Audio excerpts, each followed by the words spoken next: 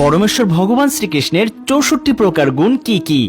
আমরা অনেকে হয়তো জানি ভগবান শ্রীকৃষ্ণের ৬৪টি গুণ, শ্রী বিষ্ণু বা নারায়ণের ৬০টি গুণ, অংশ কলা অবতারের ৬০টি গুণ এবং শ্রী শিবের ৫৫টি গুণ এবং শ্রী ব্রহ্মার ৫০টি গুণ রয়েছে।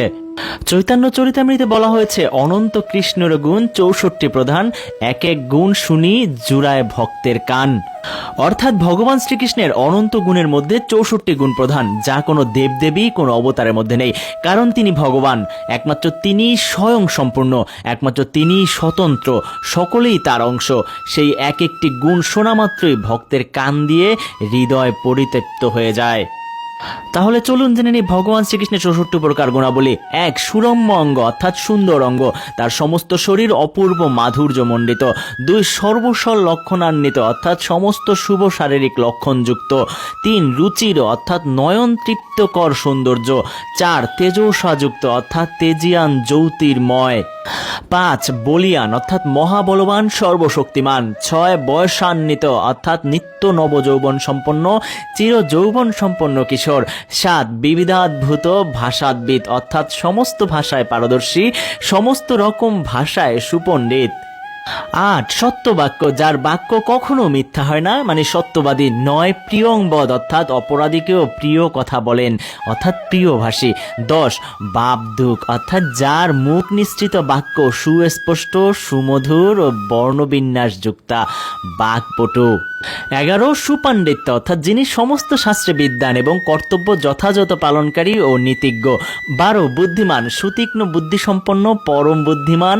১৩. প্রতিভাবান্বিত অর্থাৎ অপূর্ব প্রতিভাশীল, দ্রুত উপযুক্ত নববুদ্ধি উদ্ভাবনকারী। ১৪. বিদগ্ধ অর্থাৎ শিল্পকলায় পারদর্শী, নানা কলা বিলাসে যার চিত্ত সদা লিপ্ত।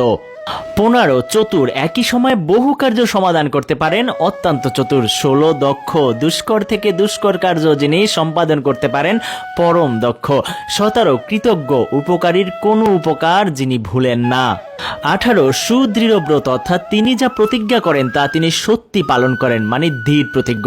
১৯. দেশকাল সুপুত্রজ্ঞ অর্থাৎ স্থানকাল পাত্র বুঝে সঠিক সিদ্ধান্ত নিতে সুপারজ্ঞ।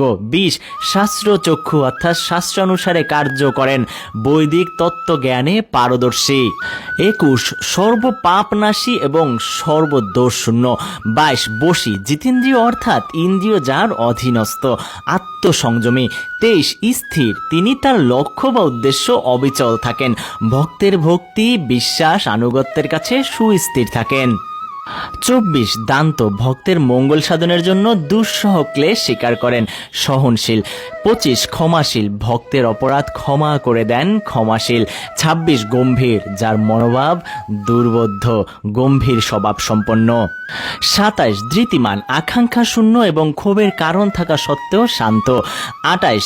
সম অর্থাৎ রাগ ও দেশ হিংসা থেকে মুক্ত, সকলের প্রতি সমদৃষ্টি সম্পন্ন। ২৯. বদান্না অর্থাৎ উদার ও দানশীল। ৩০. ধার্মিক, স্বয়ং ধর্মযাজন করেন এবং অপরকেও করান। ৩১. সুর, যুদ্ধ বিষয়ে উৎসাহী ও অস্ত্র প্রয়োগে বিচক্ষণ। ৩২. করুণ অর্থাৎ অপরের দুঃখ সহ্য করতে পারেন না, কৃপাময়। ৩৩. মান্যমানকৃত অর্থাৎ গুরু ব্রাহ্মণ ও বৃদ্ধদের শ্রদ্ধা করেন, শ্রদ্ধাবান। ৩৪. দক্ষিণ, সুন্দর স্বভাব ও সুকামল চরিত্র। ৩৫. বিনয়ী, উদ্যতহীন, নিরহংকার, বদান্য। ৩৬. হ্রিমান অর্থাৎ সুখ্যাতি ও গুণ কীর্তনে সংকোচ বোধ করেন, লজ্জাশীল। ৩৭. শরণাগত পালক অর্থাৎ শরণাগতদের পালন ও রক্ষা করেন। ৩৮. সুখী, যাকে দুঃখ লেশ মাত্র স্পর্শ করতে পারে না, সর্বদা আনন্দিত। ৩৯. ভক্ত সুহৃদ অর্থাৎ ভক্তদের হিতৈষী। ৪০. প্রেম বর্ষ অর্থাৎ প্রেমের বশীভূত। ৪১. সর্বশুভঙ্কর মানে সর্বমঙ্গলকারী। ৪৩. প্রতাপী অর্থাৎ সর্বশক্তিমান, সর্বোচ্চ প্রভাবশালী। ৪৩. কীর্তিমান অর্থাৎ পরম যশস্বী, সর্বখ্যাতি সম্পন্ন। ৪৪. রক্তলোক, সর্ব আকর্ষক, সকলের অনুরাগ ভাজন, সকল মানুষের কাছে আকর্ষণীয়। ৪৫. সাধু সমাশ্রয় অর্থাৎ ভক্তবৎসল, ভক্তের প্রতি স্নেহশীল বা অনুরাগী। ৪৬. নারীপণ মনোহারী অর্থাৎ সকল সুন্দরীর মন হরণ করেন, সমস্ত মহিলাদের কাছে অত্যন্ত আকর্ষণীয়। ৪৭. 39 সর্বরাধ্য অর্থাৎ সকলের আরাধ্য, সকলের পূজনীয়, সকলের আগে তিনি পূজ্য। 48 সমৃদ্ধিমান অর্থাৎ সর্ব ঐশ্বর্যময়, সমস্ত ঐশ্বর্যের অধিকারী, সর্বসম্পদশালী। 49 বরিয়ান অর্থাৎ সকলের থেকে তিনি শ্রেষ্ঠ, সর্বশ্রেষ্ঠ। 50 ঈশ্বর, পরম নিয়ন্তা, সর্বোচ্চ নিয়ন্ত্রক, বিশ্ব ব্রহ্মাণ্ডকে যিনি একাই নিয়ন্ত্রণ করেন। 51 সদা স্বরূপ সংপ্রাপ্ত অর্থাৎ তিনি অবিনশ্বর, তিনি চিরন্তন, শাশ্বত, অনাদি ও অনন্ত। 52 সর্বজ্ঞ, তিনি সব কিছুই জানেন, সর্বজ্ঞ অর্থাৎ তিনি সবার মনের কথা জানেন এবং সর্বকালের সর্বলোকের কথা জানেন। নিত্য নূতন, চিরনবীন, ক্ষণে ক্ষণে নবনবায়মান রূপে নিত্য সঙ্গীদের কাছে অনুভূত হয়ে বিস্ময় উৎপাদন করেন। সচ্চিদানন্দ সান্দ্রাগ্ন অর্থাৎ সৎ, শাশ্বত, চিরন্তন, চিত, চেতনা, জ্ঞান ও আনন্দ, আনন্দময় অর্থাৎ তিনি চিরন্তন জ্ঞানী এবং আনন্দময়। 55 সর্বসিদ্ধি নিষেবিত অর্থাৎ সমস্ত প্রকার যোগ সিদ্ধির অধিকারী অর্থাৎ সমস্ত অলৌকিক ক্ষমতার অধিকারী। 56 অবিচিন্ত মহাশক্তি অর্থাৎ অচিন্ত, সর্বশক্তি সম্পন্ন, অকল্পনীয়, সর্বোচ্চ ক্ষমতার অধিকারী। 57 কোটি ব্রহ্মাণ্ড বিগ্রহ অর্থাৎ তার দেহ থেকে অনন্ত কোটি ব্রহ্মাণ্ডের প্রকাশ অর্থাৎ তিনি অসংখ্য মহাবিশ্ব সৃষ্টিকারী। 58 অবতারাবলী বীজম, তিনি সমস্ত অবতারের আদি উৎস। 59 হতারি গতিদায়ক অর্থাৎ তার দ্বারা হত শত্রুদের তিনি মুক্তি দান করেন অর্থাৎ শত্রুদের মুক্তিদাতা।